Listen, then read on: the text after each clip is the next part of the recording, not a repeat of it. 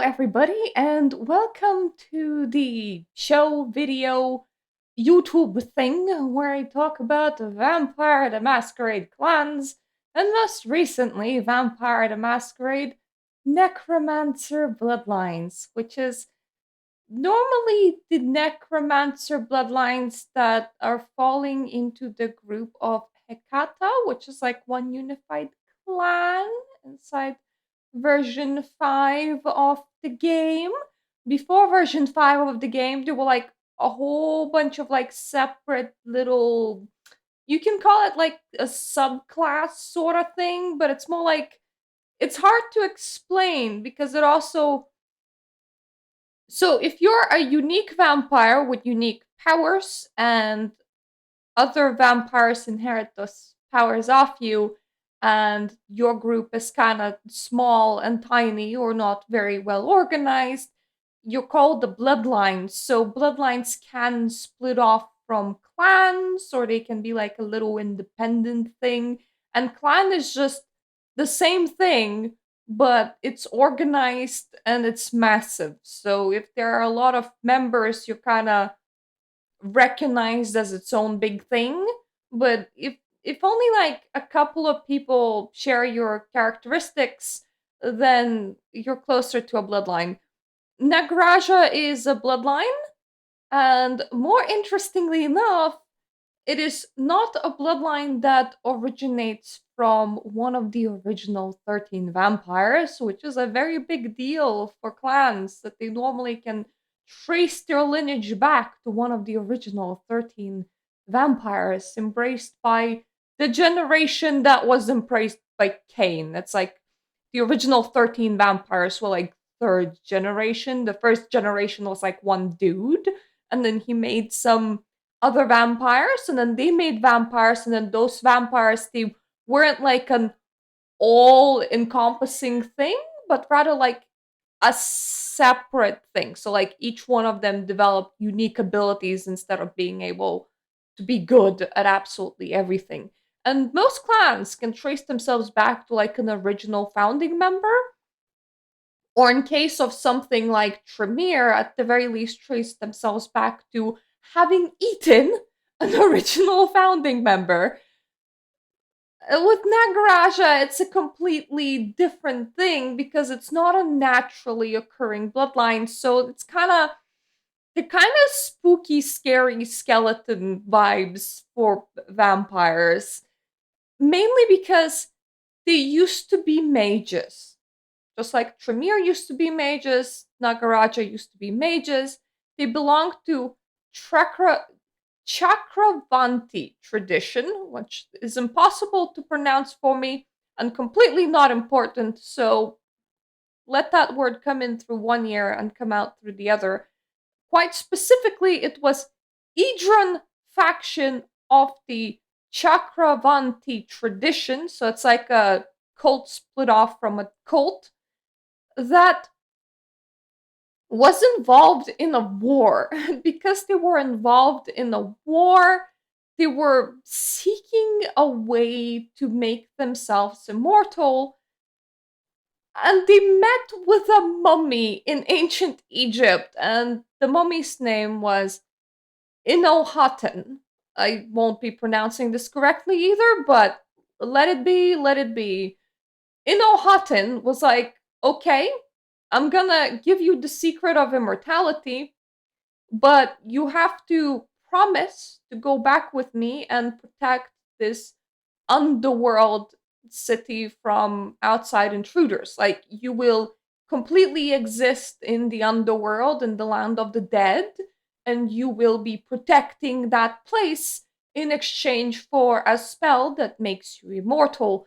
And this specific sect of people, they were like, yeah, sure, whatever, let's go with it. So they received the spell of life. Unfortunately, they realized that the knowledge inside this spell of life is not something that they have any idea as to how to cast. So that was kind of problematic, but they figured out their own version of it. And they managed to create a group of undead sorcerers of tremendous power, and they named themselves Talmahera, which this is now a ruling body group that quite specifically is trying to protect a city in the underworld called the City of Enoch, because that was the original agreement between them and the mummy that gave them the spell of life. Unfortunately, the City of Enoch was very much threatened by followers of Set, which now call themselves the Ministry, which we have discussed in a previous episode. So, like, go and find that one if you don't know what the Ministry is or what followers of Set are. And followers of Set are mostly made out of vampires. So, Tal Mahara, which is now how we're calling this group of undead sorcerers of tremendous power. They're not vampiric, but they're just generally undead. You can call them a lich if you want. They were like, okay, we kind of need to involve ourselves in vampire politics and understand who the followers of Set are, who the ministry is, and how can we fight with them. So they got involved with vampires, and they realized that, oh yeah, a lot of vampires kind of hate us now. So they're like, we need a vampire representative that can be fighting vampires. We need like a foothold in that category of creature in order to fulfill our duty of protecting this city of Enoch. So they managed to collect vampiric blood from their Setite enemies. So they would, attack followers of Set vampires, and they would trap them and they would take their blood. And they did rituals with gods in order to destroy all impurities from that blood, save for, well, the curse of vampirism, which would be an impurity in itself. So they did that. They did all of their rituals. They purified the blood the best that they could. They called in all of their gods to help them with it. They put it in a giant vat, effectively, and living members of their sect slashed their own throats and kind of fell into their vat and rose as the first ever Nagaraja. However, because it's kind of bad karmically to take on the curse of vampirism, curse being the key word, Nagaraja couldn't escape having to eat living people in order to sustain themselves, except instead of having to drink blood, they had to eat flesh with it, which kind of once again made them a very alien boogeyman to the rest of the vampires. And one of their defining characteristics as well is that they don't just get like two retractable fangs, which for most vampires and Vampire the Masquerade is kind of retractable, by the way. So they can be like, hey, and like have big fangs, and then they can just suck them back in. I don't know where they go, but presumably they have space in their skull for that. So when they're not like actively feeding or trying to feed or feeling particularly hungry or turned on, kind of like a facial boner, effectively. If none of that is happening, they can be walking around with normal teeth, so their teeth doesn't betray them as being a vampire. Well, Nagaraja kind of have piranha teeth, as in every single one of their tooth is a sharp one, and they're kind of like daggers.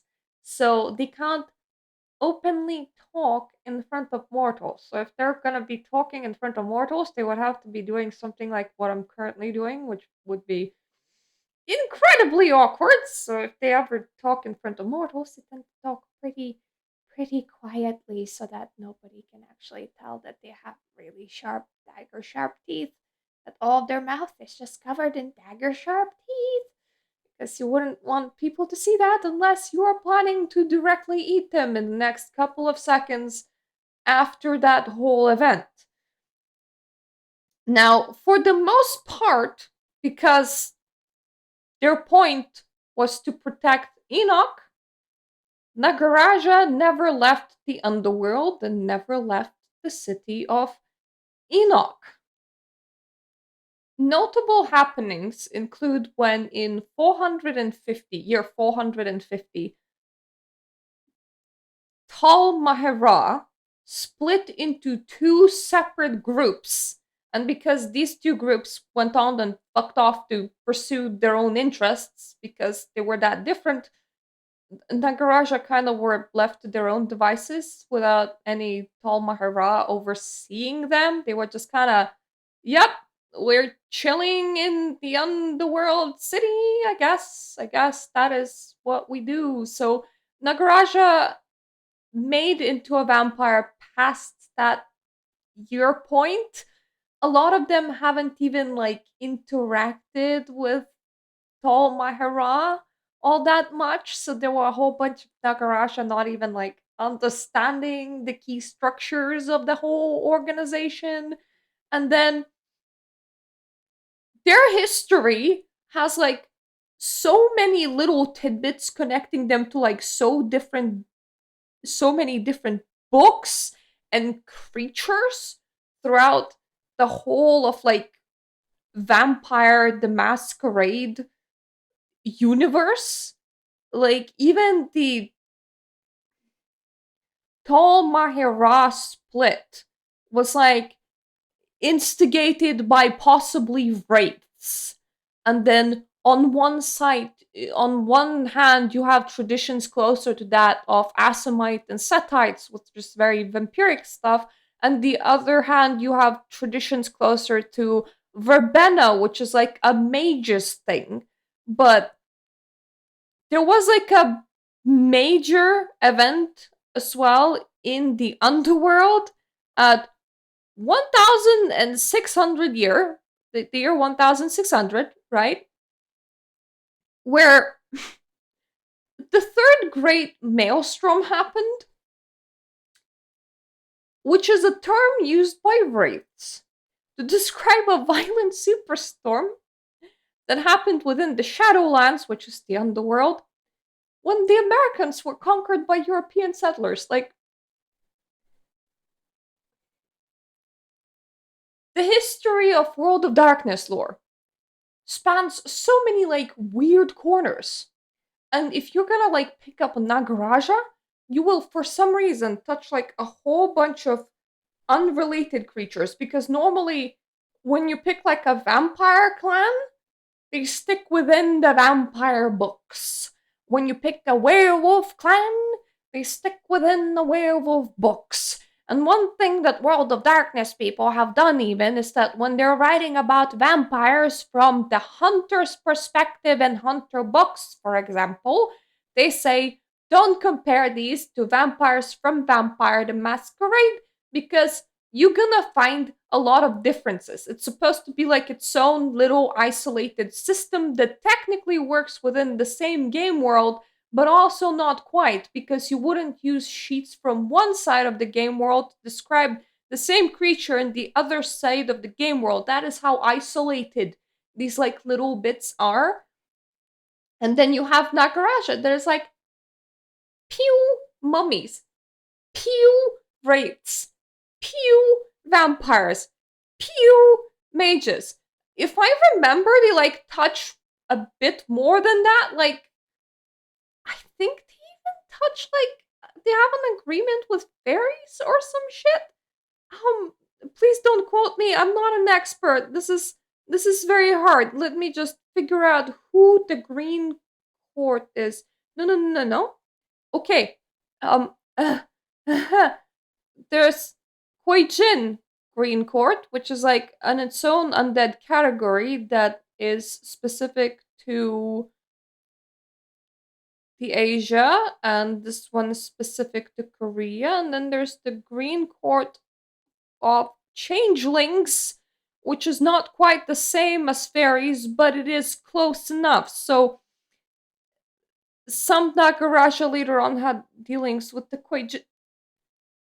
So if you're playing the Nagaraja, you better know like the bigger world is what I'm telling you, or you're gonna be playing a very new character that doesn't know the full history of Nagaraja. It is just wild to me that they wrote a clan that just like touches a whole bunch of different areas of World of Darkness when those sections are normally entirely not connected. So I'm very, very sorry for going on a tangent. Let me go back to the history of Nagaraja. So in year 1600, so remember at the year 400, 500, 450, 400, 500, what? 450, there was that war that split the Tal Mahara because they fought between themselves and they kind of fucked off to do their own thing. And now there's a whole bunch of Nagaraja just sitting inside the undead city going, Nani? Because they will be a little bit confused. And then you get to 1600, the year 1600, and a giant superstorm hits the underworld, destroys quite a bit of Nagaraja. So just, I don't know, imagine a super bad sandstorm, but replace sand with spirits and bad shit. Like, it's just, imagine electrical particle storm, or the void storm, or bad shit is coming at you storm, sort of thing. So when that hit, a lot of Nagaraja got destroyed there. Others got displaced from the city, and they really struggled to find it again. And as a result, some of them came back out of the underworld into the overworld, and they were like, yeah, let me get really distracted right now. And like a person with total deficit of attention, they just ran off and started pursuing their own wants and desires and needs, and went with wherever their fancy took them. And as a response, because normally Nagaraja were fairly spiritual, that's, you gotta kind of keep up the faith if you're gonna be defending an underworld city, and that's gonna be like the thing that you do with your life. So the ones that got really distracted by personal desires in the overworld, the real world, the mortal earth, whatever you want to call it, they kind of went a tiny bit more feral than the ones that tend to be uber spiritual. So some like uber spiritual ones refound Enoch and managed to get their ass back there. And then you had a whole bunch of like, well, it's hard to say a whole bunch because it was never a big thing. Like a handful of Nagaraja in the overworld going, this place is great, just living their best life or pursuing whatever they want to pursue. Now, mind you, Tal Mahara and the ones that refound Enoch weren't quite happy about the feral cousins in the overworld, but they kind of struck a deal that, look, if you make any children, tell them about us. Allow them to join us. Allow them to, traverse over here. And we're gonna leave them, we're gonna leave you alone. It's fine if they don't wanna, but like, put that out there as an option. As long as you do it, it's fine. Let's not like continue fighting it. Let's just leave it as is.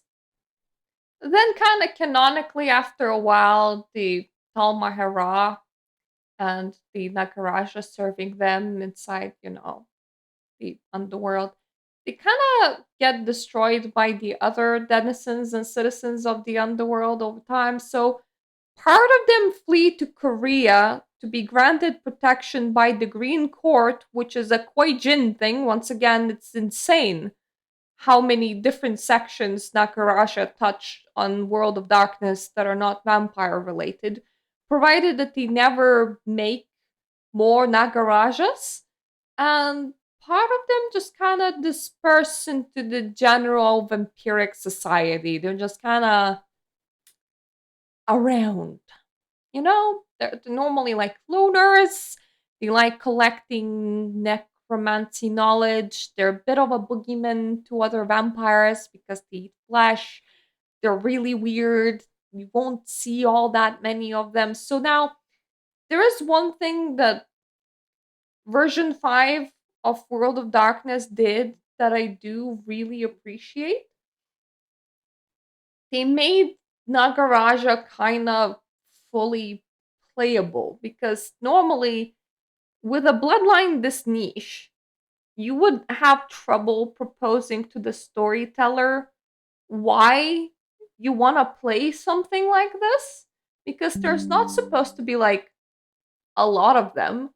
They're very rare. They're most definitely a loner. They're kind of more set up to be a non-player character because they're such a bizarre thing to witness.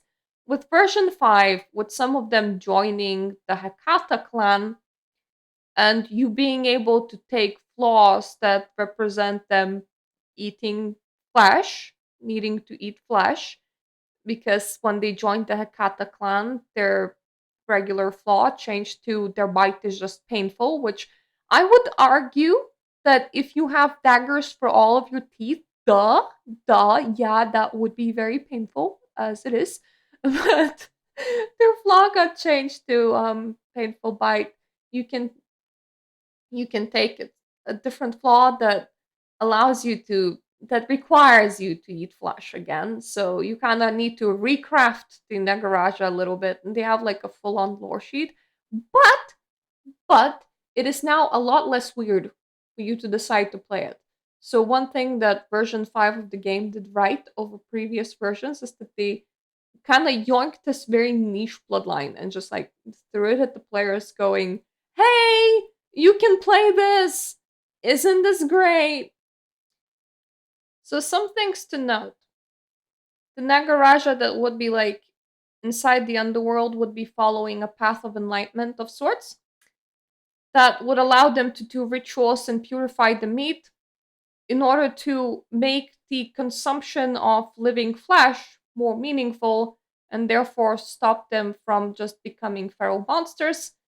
The Nagaraja that had to subside on flesh but were outside of the underworld, like the ones that decided to follow their desires, eating living flesh would rightfully so give you humanity penalties.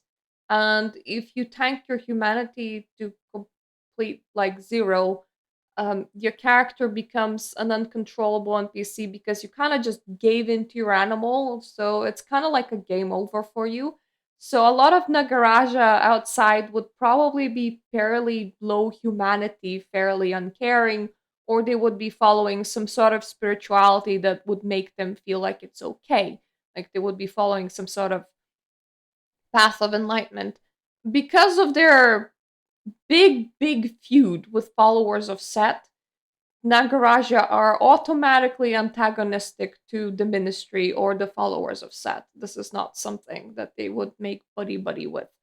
Now, when it came to making new Nagaraja, they chose mortals that had an intense interest in the study of death, were well educated, and had medical knowledge, but were not interested in causing death for themselves or others. They didn't like want crazed murderers effectively. They wanted very educated people because despite the fact that their way of life will cause grievous bodily harm to other people and also most of the time will result in the murder, they didn't want the morally corrupt person that wanted to go murder. Once again, the original Nagaraja had like a spiritual mission that they were set on.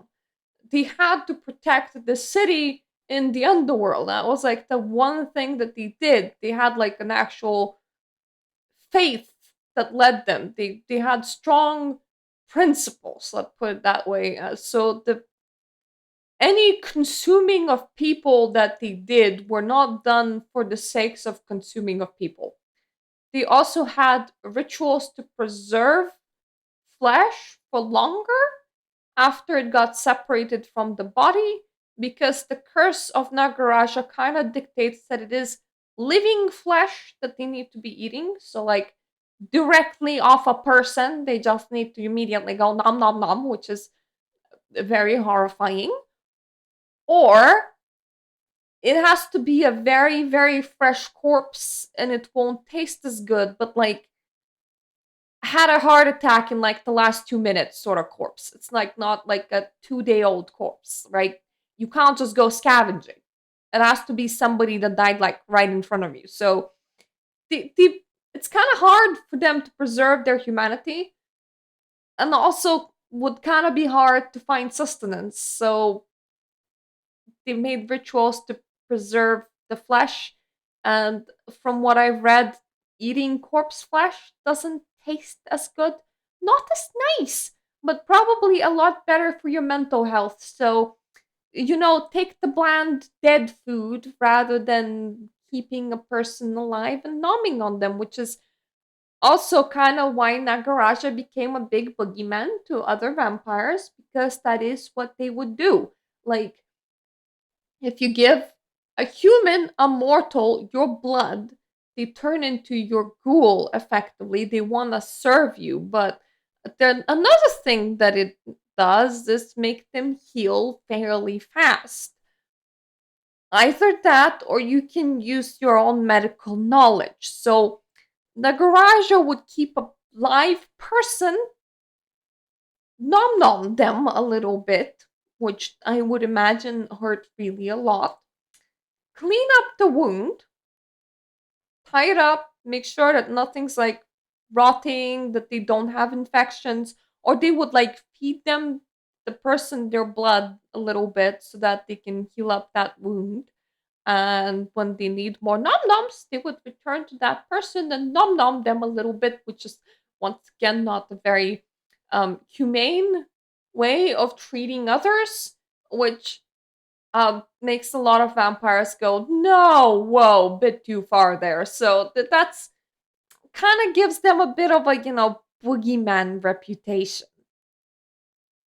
Now, funnily enough, even though Nagaraja did not like embrace murderers that went out for the sake of murdering, because of that need to eat like flesh that was alive really recently, or be very mean to a person and be living flesh, eating living flesh directly off a person that is currently alive. A lot of Nagaraja ended up kind of specializing in murder. They just got really, really good at it. So inside the Kakata clan, Nagaraja are kind of appreciated for their knowledge of murder. And if you take their lore sheet, invest 3 dots, you know how to orchestrate the perfect murder. If you get 4 dots, you get really good at tracking down killers. So the whole being good at murdering still kind of enters the whole thing. So they're useful to the whole Hekata clan, which they joined through their expertise of murder, but they're also kind of cocky because they consider themselves to be the original necromancer and to be, oh, so much more knowledgeable than everybody else on necromancy, just because they lived in the underworld for like the past how many years? Well, at this point, like a lot, honestly. I don't know when the first Nagaraja was created, so a lot, like over 1,000 years. Considering that Tal Mahara fell apart and divided into two different groups, the year 450, and Nagaraja was created before that. It's at least over 1,600 years, at the very least over that they have existed inside of underworld and practiced necromancy. So they're a bit cocky, so kind of hard to get along with, but Hakata clan had taken them in anyway.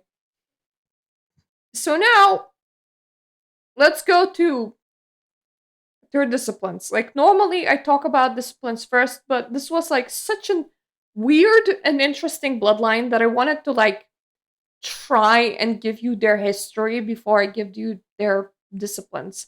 So originally they would have aspects, which is normally the ability to see the unseen. It makes sense if you need to see things like ghosty poos.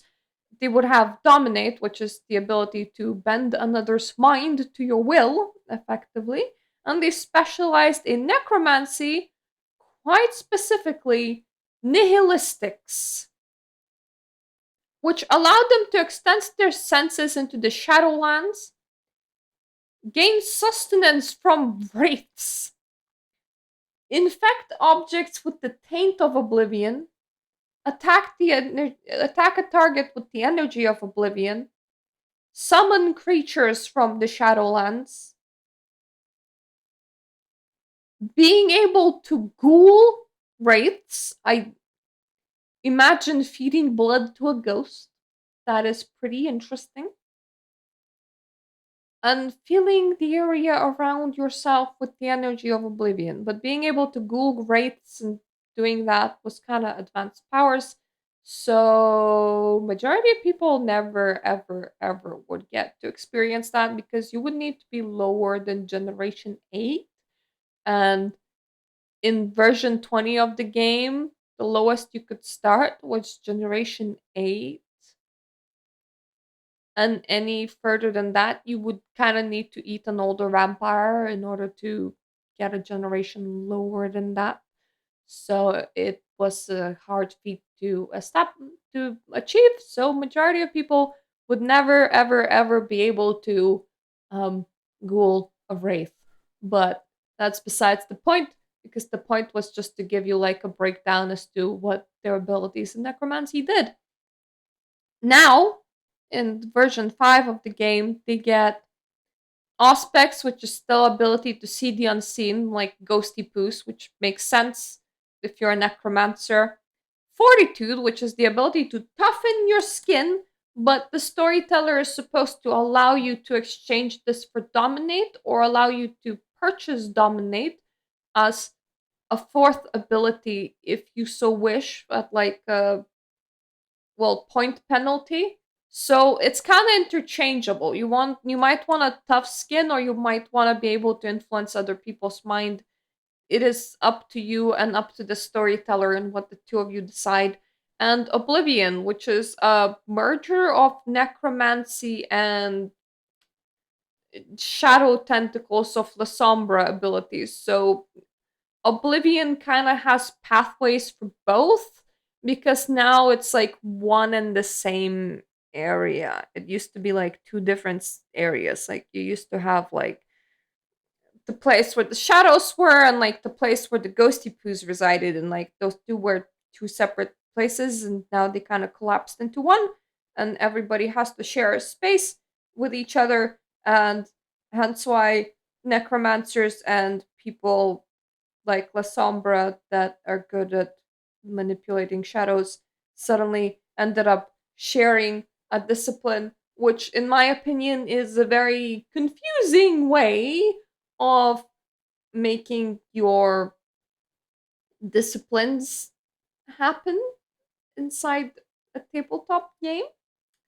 But I'm not a writer at, I was gonna say Paradox, but they have reestablished White Wolf, so I write White Wolf, so I can't exactly tell them that shit, you're making it more confusing than previously, bro, by merging a whole bunch of things that didn't actually need to be merged. They should have been kept separate because it was actually a bit easier when they were separate. But because it can't tell them that, that's not gonna like happen, and now it's like one and the same, which is woo. So that is Nagaraja, and that is a Nagaraja. And the reason why I'm using this as the picture for today is because if you have played the video game Vampire the Masquerade Bloodlines, this is Pisha, Pisha lives underneath the hospital temporarily.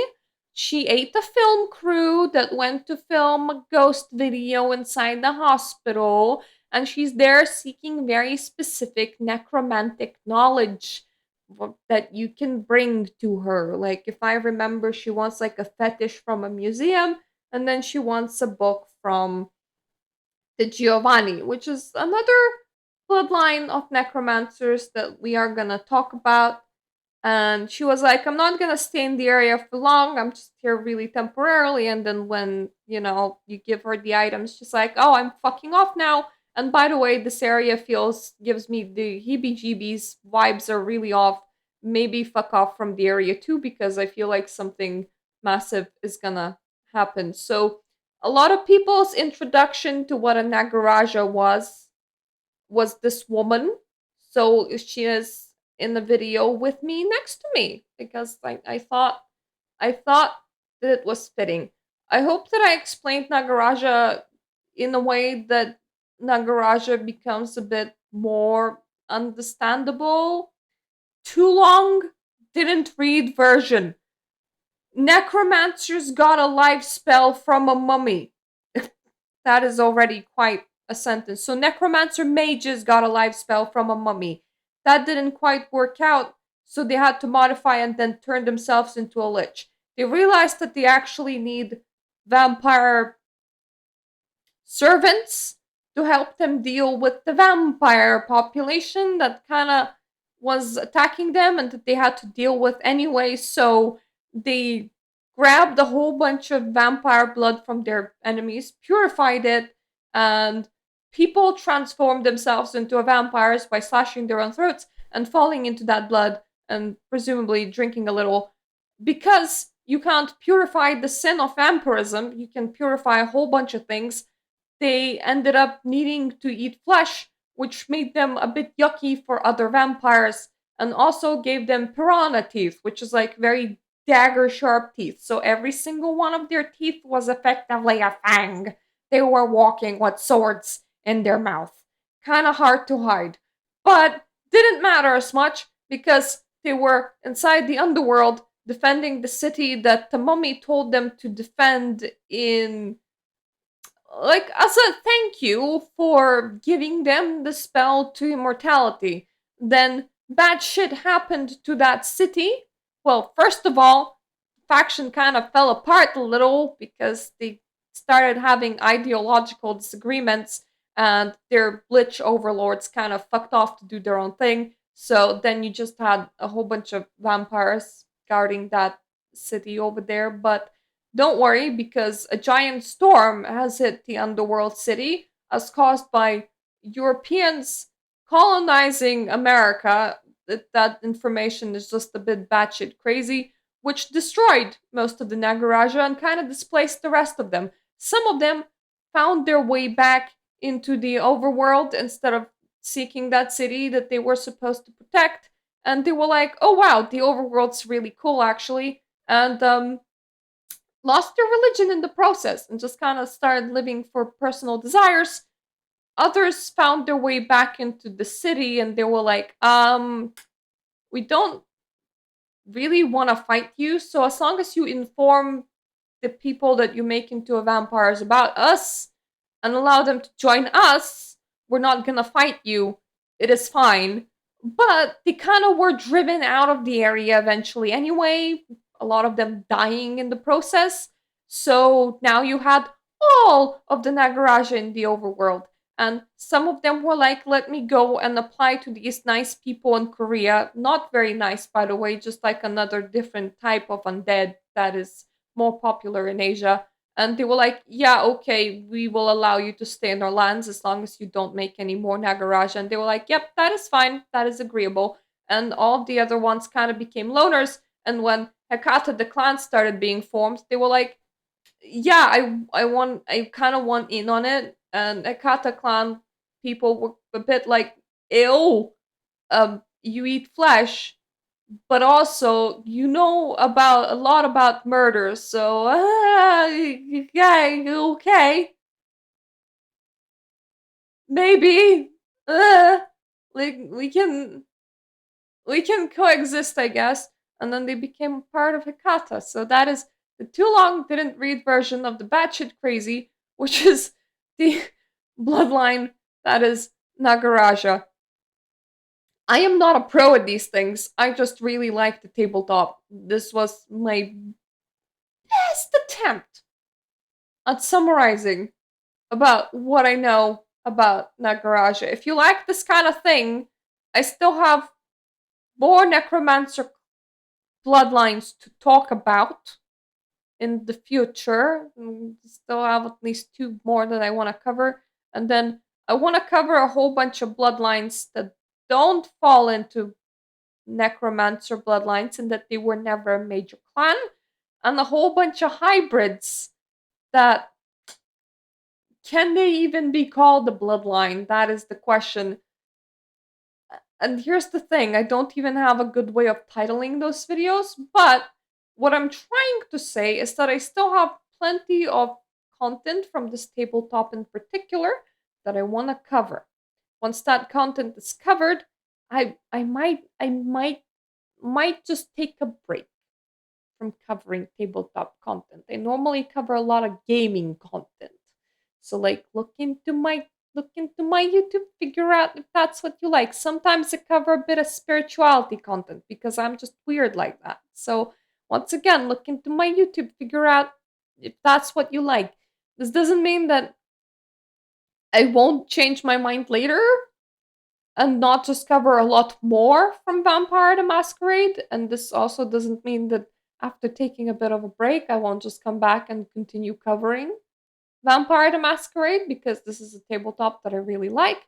But the thing is, for now, what I'm trying to say is that on Fridays, I upload a video about Vampire the Masquerade, and I covered all the clans in it already, and I'm currently on Necromantic Bloodlines, and there's kind of a lot of shit that I still want to cover. So if this is the kind of videos that you like to see, please subscribe. But also look into the rest of my channel and see if it like fits your vibe or not. And also, before I say bye, before I go absolutely anywhere, thank you so much for my Patreon supporters for allowing me to make videos such as these. Your support is greatly appreciated. Considering that currently I am using a big overlay on this video that like shows all of the people that are supporting me on Patreon at a $3 tier. If I need to change this before this video is out, we're gonna be in a little bit of a danger zone because editing this is gonna be a bit hard, but that's fine because this video will probably still be out this month, and I am gonna keep in mind what I just said to make editing future videos for myself and exchanging this bit of screen a bit easier. Currently, I'm just talking your ear off because I put this up there and then I realized what I've done. Anyway, that is the wrong image. That is Lamia. Back to Nagaraja. Thank you for watching so much. And I hope I'm gonna see you on my other videos. Toodaloo.